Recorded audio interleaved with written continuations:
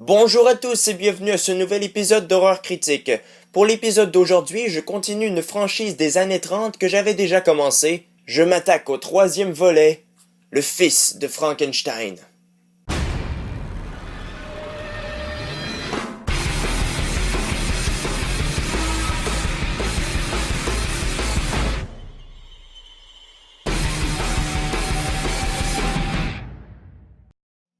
Wolf Frankenstein, le fils d'Henry, hérite du château ancestral de son père, là où il avait conçu une terrible créature auparavant.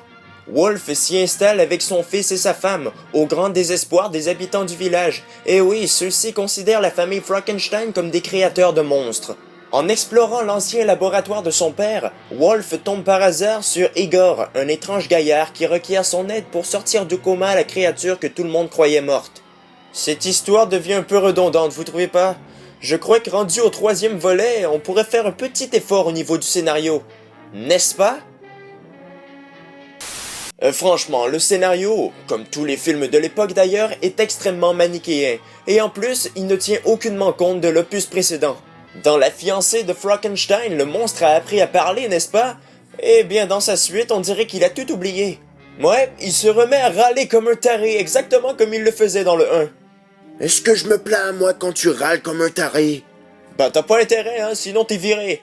Non seulement la créature n'arrive plus à s'exprimer comme elle le faisait dans l'opus précédent, mais elle arrive extrêmement tard. On doit attendre au moins 40 minutes avant de voir le monstre de Frankenstein. Comparé aux deux autres films, c'est assez long. Mais bon, 40 minutes, c'est pas si pire, vous me direz. En effet, je me serais pas plaint si au moins on l'avait mis en valeur, parce que là, j'ai l'impression que Boris Karloff n'est qu'un second couteau dans le film, limite un figurant. On ne met pas assez l'emphase sur la créature de Frankenstein, c'est ce qui fait toute la beauté des films. Karloff a d'ailleurs exprimé à plusieurs reprises son regret d'avoir participé à ce volet. Non, le scénario du fils de Frankenstein n'est pas du tout mémorable. James Whale n'est plus derrière la caméra, et ça se sent. Le film est réalisé par Roland Velay, également réalisateur de The Wolf of Wall Street. Non, pas celui-là, je parle du film de 1929.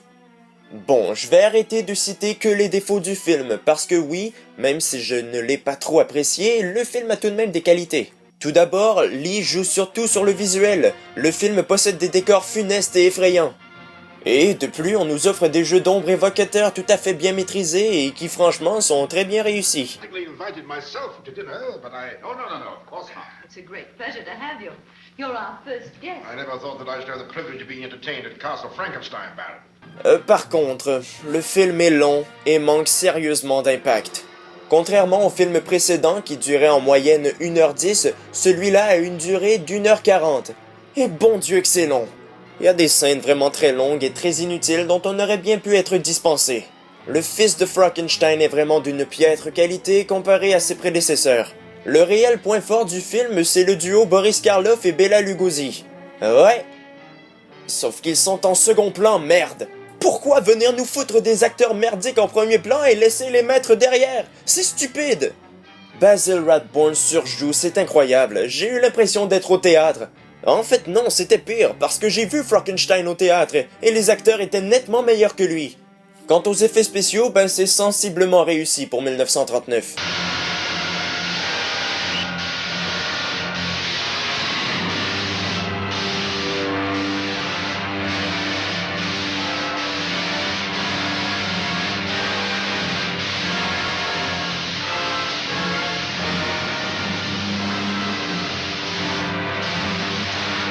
Puis, l'aspect du monstre est le même que dans les autres films de la franchise.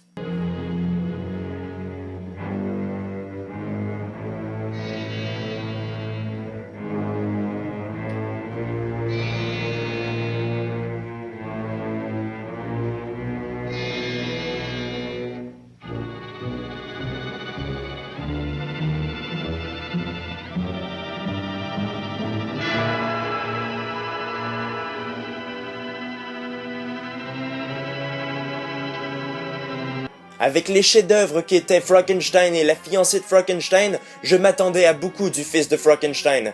Eh ben, pas étonnant que Boris Karloff ait quitté la franchise après ça. Ce film est décevant à un tel point. D'ailleurs, je comprends pas, à sa sortie, il a eu un énorme succès. Qui sait, peut-être que c'est juste moi qui l'ai pas aimé. Vous me direz votre avis sur le film dans les commentaires. Personnellement, je lui attribue une note de 4 sur 10. Et voilà, c'est tout pour cet épisode de Rock Critique, j'espère de tout cœur qu'il vous a plu. Ne manquez pas les autres, laissez des commentaires, puis abonnez-vous à ma chaîne. Salut!